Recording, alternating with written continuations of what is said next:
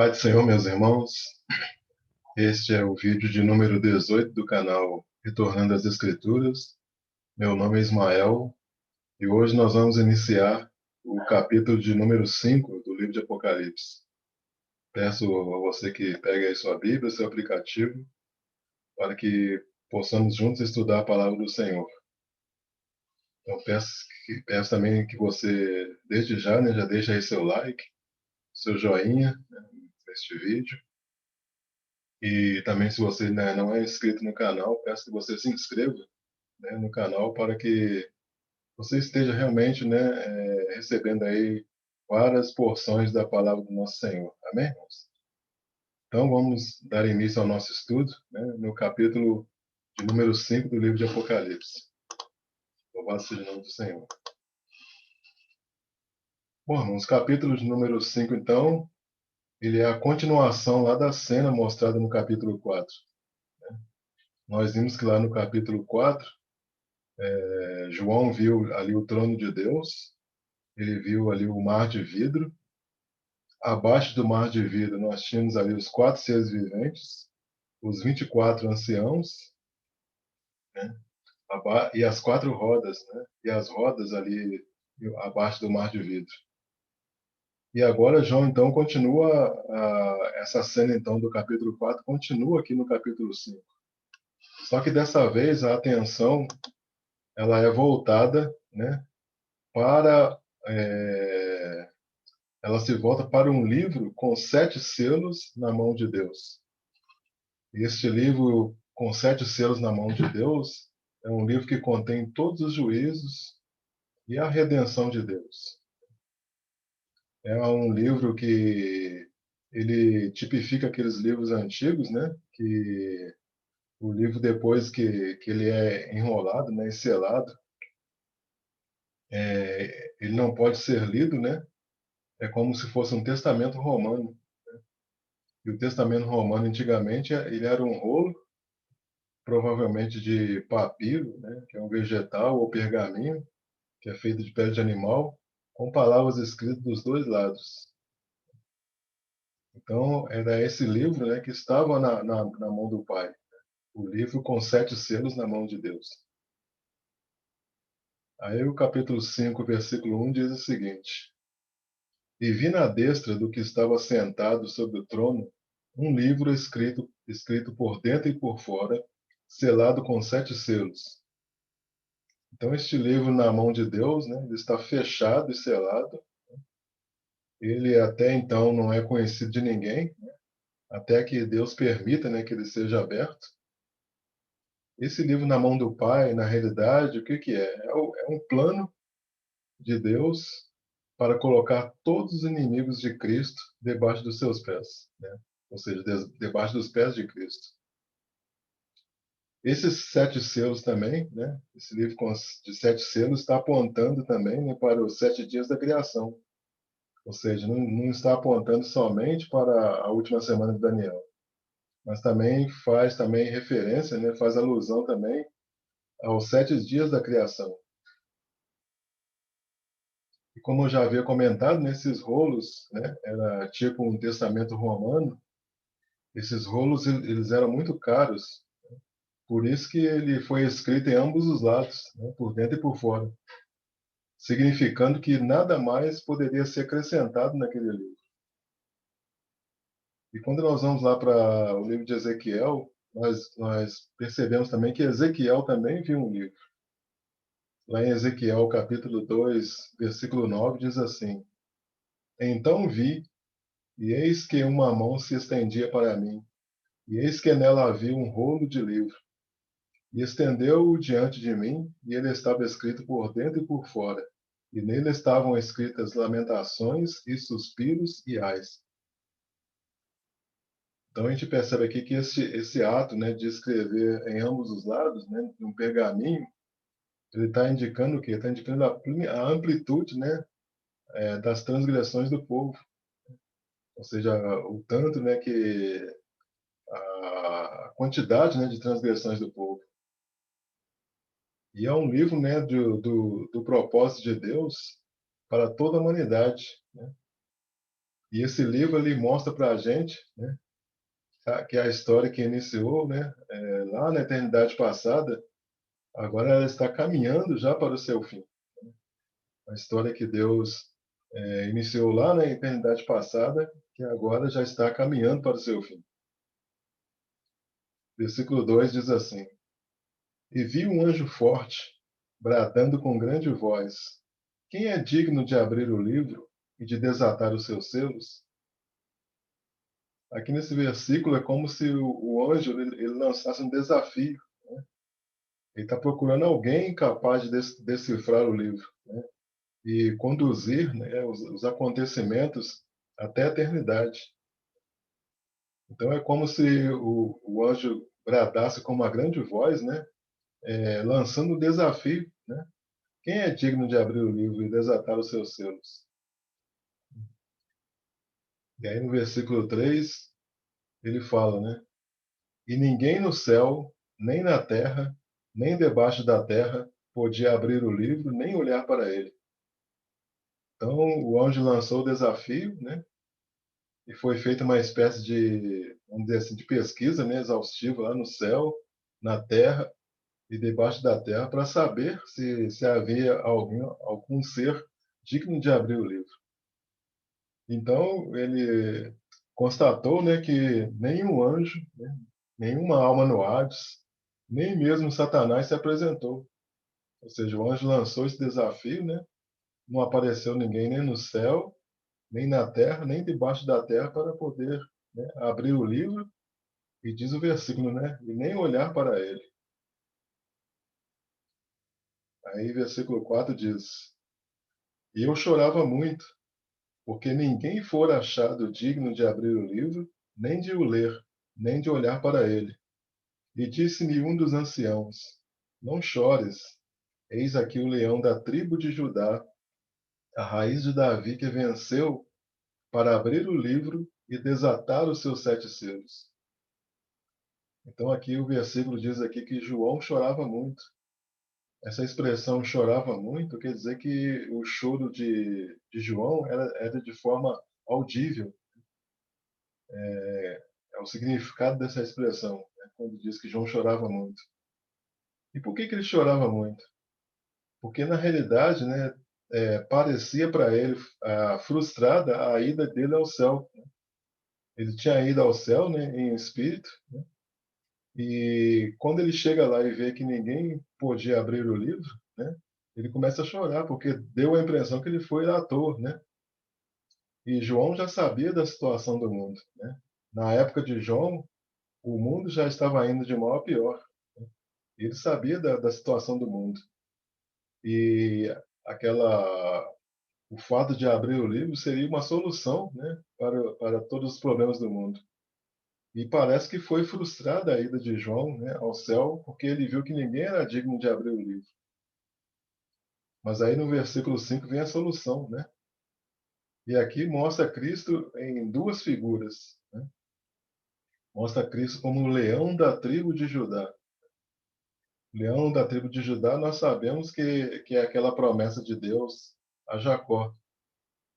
Lá em Gênesis 49, versículo 9, diz assim: Judá é leãozinho, da presa subsiste, filho meu.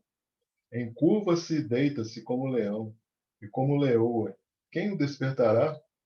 O cetro não se arredará de Judá, nem o bastão entre os seus pés, até que venha Siló, e a ele obedecerão os povos.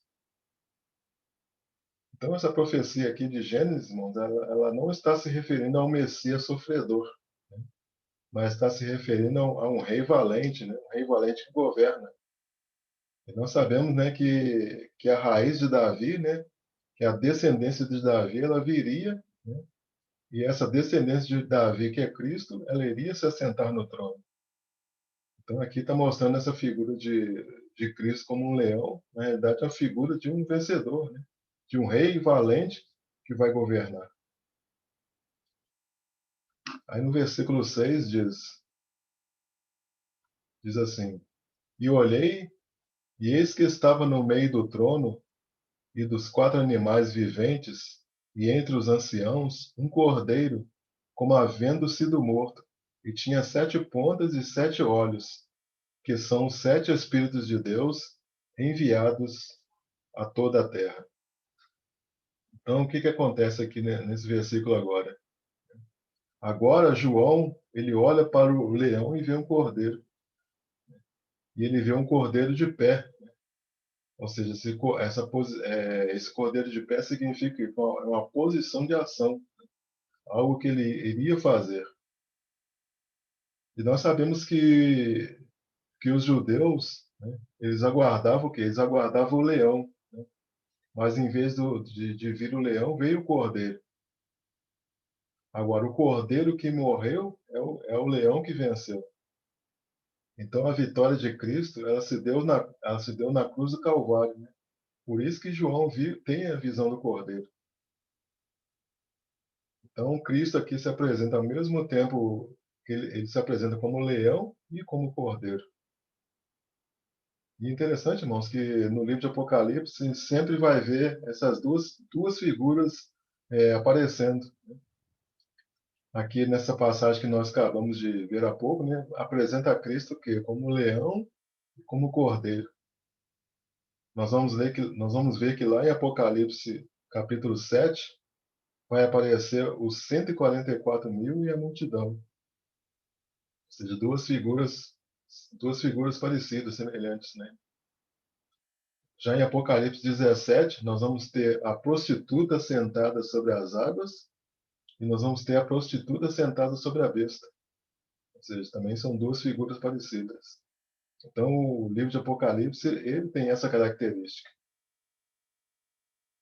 E aqui fala, né, que as 7 pontas e os 7 olhos são os 7 Espíritos de Deus enviados a toda a terra.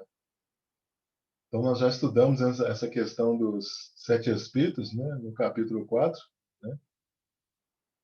Então, quando fala aqui que são os 7 Espíritos de Deus enviados por toda a terra, ele está identificando que está identificando os 7 Espíritos com os 7 olhos e com os 7 chifres do cordeiro.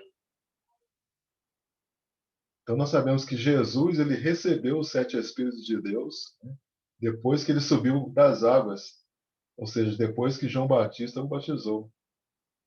E está escrito também que Jesus ele é também representado como uma pedra já provada, uma pedra preciosa, uma pedra de esquina, uma pedra de fundação, uma pedra firmemente colocada que os edificadores rejeitaram. Quando a gente vai lá para Zacarias capítulo 3, versículo 9, diz assim: Vejam a pedra que coloquei na frente de Josué. Ela tem 7 olhos, e eu gravarei nela uma inscrição. Declara o Senhor dos Exércitos, e removerei o pecado desta terra no único dia. Então, interessante, né? Está falando de uma pedra. Nós sabemos que Cristo é a pedra. Né? Essa pedra ela tem 7 olhos, e diz que ia ser gravada nessa pedra uma inscrição, né? Declarando o Senhor dos Exércitos, e diz que essa pedra vai remover o pecado da terra no único dia, que nós sabemos que é o dia da expiação. Então, os 7 chifres do cordeiro, né? Eles são os 7 olhos do cordeiro, que também são as 7 lâmpadas do fogo ardente, né? Lá da menorá, que são os 7 Espíritos de Deus enviados por toda a terra. Então, quando a gente fala que Cristo ele tem os 7 olhos, o que quer dizer isso? Quer dizer que Cristo ele sonda o mundo, né, por meio do seu Espírito. Tá falando da sua onisciência. E nós já estudamos lá no capítulo 4, né, que a igreja ela tem sobre ela os 7 Espíritos. Né? Por quê? Porque ela se encheu do Espírito Santo. E os 7 chifres, eles falam do poder de Cristo, né, da força de Cristo para reinar sobre toda a terra. Os 7 Espíritos também, eles fazem alusão a respeito dos dons, né? Porque Cristo ele tem sobre si todos os dons, né? E a menorá, né, que é a igreja, né, com 7 tubos, né? Nós sabemos que os dons eles vão ser distribuídos para a igreja, ou seja, cada um 7 tubos, né, representa o quê? Os 7 Espíritos de Deus, né, que estão relacionados com um dom. Né? Cada um daqueles tubos está relacionado com um dom que Deus dá. Então nós sabemos, né, que lá no Antigo Testamento, na lei, né, aquela lâmpada, né, da menorá, ela tinha que ser arrumada o quê? De manhã e de tarde. E nós sabemos, né, que a igreja ela ficou um tempo, né, cheia do Espírito Santo. Mas conforme o tempo foi passando, né, o azeite ele foi diminuindo. E agora no final, né, já se aproximando da volta dele, Cristo que vai primeiramente colocar as lâmpadas em ordem, né, e depois, ou seja, vai arrumar o castiçal novamente para que o fogo ele volte a queimar, porque exatamente foi isso que aconteceu, né? Nos últimos tempos, né, o azeite ele foi diminuindo. E nós sabemos que nesse tempo que nós vivemos, o azeite da igreja tem diminuído. Mas a intenção de Cristo é o quê? É arrumar novamente o castiçal, né, para que o fogo queime novamente, né, para que a igreja realmente ela possa o quê? Sobreviver, né, nesses últimos dias. E só relembrando aqui a questão dos 7 Espíritos, né, lá em Isaías 11, versículo 1, diz assim: Porque brotará um rebento do tronco de Jessé, e das suas raízes o renovo frutificará, e repousará sobre ele o Espírito do Senhor, o Espírito da sabedoria e de entendimento, o Espírito de conselho e de fortaleza, e o Espírito de conhecimento e de temor do Senhor. Ou seja, aqui é a representação dos 7 Espíritos. Amém, irmãos? Então, partindo agora para o versículo 7, diz assim: E veio e tomou o livro da destra do que estava sentado no trono. Então, a gente estava falando de quem? De Cristo, né? E agora no versículo 7 diz que ele veio e tomou o livro da destra do que estava sentado no trono. Ou seja, o livro da história, né, agora está nas mãos de Cristo. Ou seja, se ele tomou o livro, significa o quê? Que ele tem todo o poder e toda a autoridade. Porque foi feita uma pesquisa exaustiva para saber quem era digno de abrir o livro e olhar para ele. E aqui nós vemos aqui Cristo, né, tomando o livro da destra do que estava sentado. Ou seja, significando que ele tomou o livro porque ele tem todo o poder e a autoridade. E o versículo 8 diz: E havendo tomado o livro, os 4 animais e os 24 anciãos prostraram-se diante do Cordeiro, tendo todos eles harpas e salvas de ouro cheias de incenso, que são as orações dos santos. Então nós vemos aqui os 24 anciãos, né, que estavam com as taças do incensário para entregar a Cristo. E lá, quando nós estivermos estudando o capítulo 8, né, nós vamos ver que eles vão estar com essas taças cheias de incenso, né, ou seja, os 24 anciãos, né, eles vão estar com essas taças cheias de incenso, né, na medida em que as orações elas vão chegando até o trono de Deus, né? E do trono vão sair o quê? Vozes, relâmpagos e trovões, que é, né, a resposta, né, dessas orações que os 24 anciãos vão fazer. Ou seja, é a igreja participando da história, né, que está narrada nesse livro selado com 7 selos. Então nós vemos aqui, né, que aqui fala também que os animais, né, os 4 animais têm harpas, né, e salvas de ouro, né, cheias de incenso. Então os 24 anciãos, bem como, né, os 4 animais também.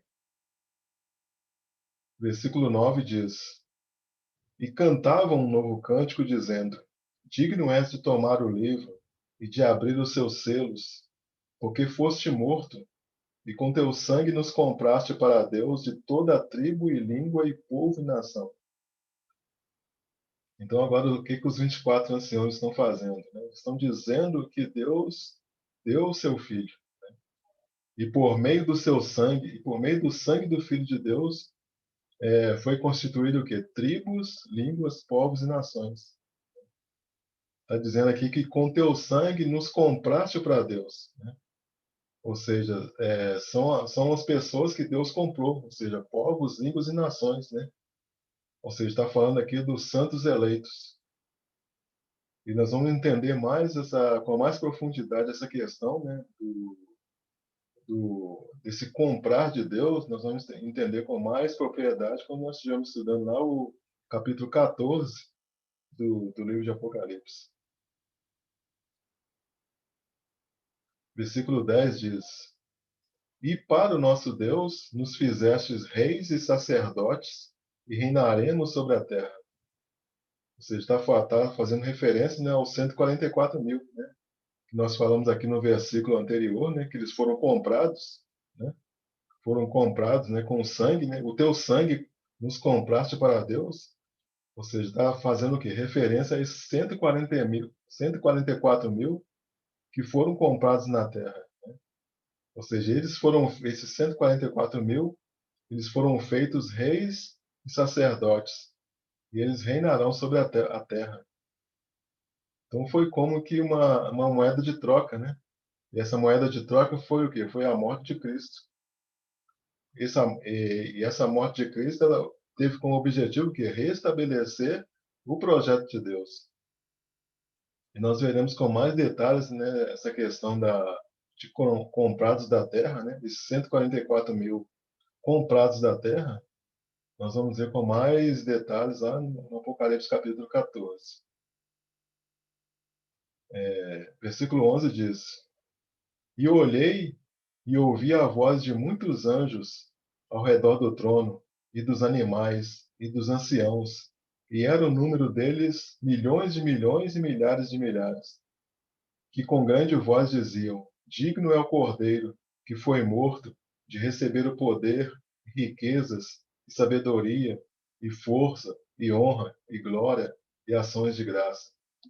Então nós estamos vendo aqui, né, irmãos, dizendo aqui por que ele é digno, né? Por que Cristo é digno? Aí fala a respeito por causa do seu poder, né? Uma das razões por que ele é digno é por causa do seu poder, né? Porque sobre ele toda a capacidade de mando, né, foram depositadas, né, aos pés do Cordeiro. Então ele está falando o quê? Ele está falando do seu poder. Ele é digno, né, por causa das suas riquezas, né? E essas riquezas ele nos confiou, né? Confiou a nós que estamos na igreja. Porque ele é digno. Está falando aqui da sua sabedoria. E essa sabedoria nos foi dada também pela sua misericórdia. Ele também nos concedeu essa sabedoria. E fala da força, né? Essa força aqui tá fazendo referência à força da juventude. Então, essa força, né, que ele tem também foi dada a nós. E por último, fala honra, glória e ações de graça. Ou seja, está fazendo aqui referência ao mais excelente ato de louvor, né, de adoração, de culto a Deus. Por que ele é digno, né? Porque toda a honra, toda a glória, né, e toda a ação de graça tem que ser dada a ele, né? Então, quando nós fazemos isso, né, nós estamos prestando a ele o mais excelente, né, louvor, a mais excelente adoração e o mais excelente culto a ele. E no versículo 13 diz: E ouvi toda a criatura que está no céu e na terra e debaixo da terra e que estão no mar, e a todas as coisas que neles há dizer, e ao que está sentado sobre o trono, e ao Cordeiro sejam dadas ações de graças, e honra, e glória e poder para todo sempre. E os 4 animais diziam Amém. E os 24 anciãos prostraram-se e adoraram ao que vive para todo sempre. Então percebe aqui, irmãos, que amplia, né, o número de pessoas que estão adorando a Deus, né? Então agora não fala somente dos 24 anciãos, está falando aqui também dos 4 animais, né? Ou seja, amplia aqui o número de pessoas que estão prestando adoração a Deus, prestando culto a Deus. Então, são altos louvores, né, que prestados ao Cordeiro, né, que estão sendo derramadas lá na sala do trono celestial. E junto aos 24 anciãos, então, se juntam, né, todas as criaturas. Né? E nós sabemos que lá no Salmo 148 diz que toda a criação deve louvar o Senhor. E no Salmo 150 diz que toda criatura deve louvar o Senhor. Né? Então é um momento aqui de louvor, né? de honra, de adoração. Por que está havendo tudo isso? Né?